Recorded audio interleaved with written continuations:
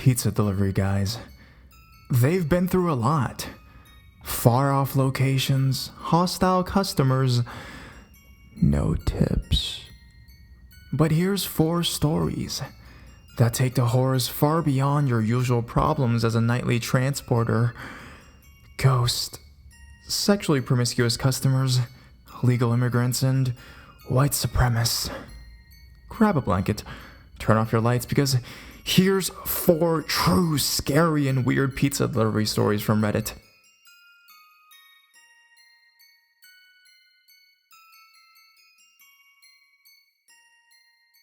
My delivery to the hospital. I was delivering to a hospital one night, and I went into the doors that were on the delivery description. I wound up at the check-in desk, where no one was around. Behind me were several recovery rooms, all with lights out. I looked around for anyone who might have placed the order, but ended up just hanging at the desk for a few more minutes. From the room directly to my right, I could hear a sad, weak voice say, "I just want to go home." I turned and saw a man with several tubes in and out of him. His lamp was faintly lit, and he was locking eyes with me. At that moment, the person who ordered showed up at the desk, and we did the little pizza exchange. As I turned around to leave, I looked into the room where the guy was, and there was no one there. No lights on, no tubes, and no sign that anyone had even used the bed. I made sure it was the correct room by pretending to forget where the exit door was and examined a few of the rooms, all of which were empty.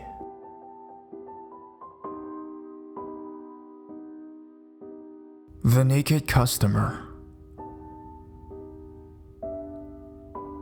About 12 years ago, in a suburb at Baton Rouge, there was a suspected serial killer on the loose. The running joke in our store was that it was one of us because the murders were happening in and around our delivery areas. There was a seedy motel by a remote industrial complex right off the highway. Everyone hated having to deliver there because it was mostly truck drivers, pimps, hoes, and druggies, and none of them tipped. I got stuck going there around 11 p.m. on a Friday night. As I approached the room, I could see the door was slightly open. I knocked and said, "Hello?" And there was no answer. Through the crack, I could see a person sitting, so I nudged the door open a little. It was a frumpy, middle-aged, naked woman tied to the chair, blindfolded and gagged. She nodded as if to acknowledge my presence and turned her head in the direction of the nightstand. There was a note and some money on it. I scanned the room and didn't see any sign of anyone else, like the person that tied her up. I read the note and it was something to the effect of, "This is our 20th anniversary, and this was my fantasy. Please look all you want, but don't touch and keep the change. P.S. My husband is hiding and watching, so don't try anything." There was a $20 tip. I thought for sure this was the last delivery I'd ever be making.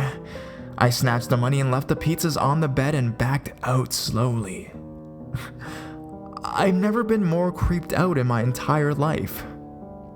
Fortunately, there was no murder at that hotel that night.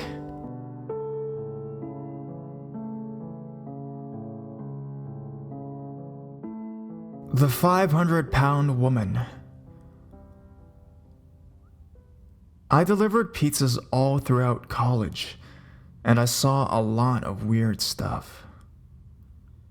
However, the one moment that always stuck with me is the delivery for a large order to this small, dark little house. They kind of didn't want to let me in, but had to because there was too much food for one person to handle. The living room was a series of beds with a 500-pound plus woman lying on it. You can picture the smell and scene, so I'll move on. The guy basically got really weird with me and alluded to the fact that the woman was illegally living there and that he helped her get food in exchange for beer money. He was pretty normal until I went to leave. He jumped in front of me as I went to go out the door and told me if I told anyone about this lady, I would regret it.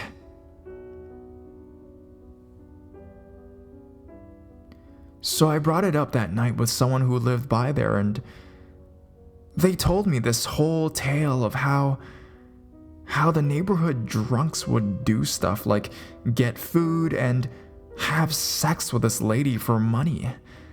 And they tried to keep her hidden because it was how they got their spending money. That address went up on the delivery refused list. Too weird of a situation.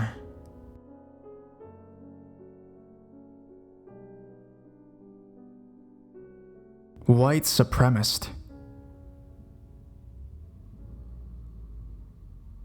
A very awkward situation a few years ago. These three guys had white power tattoos all over them. Aryan race flags, Hitler stuff all over the apartment. I'm black, so it was kind of awkward and scary. And no, they didn't tip me.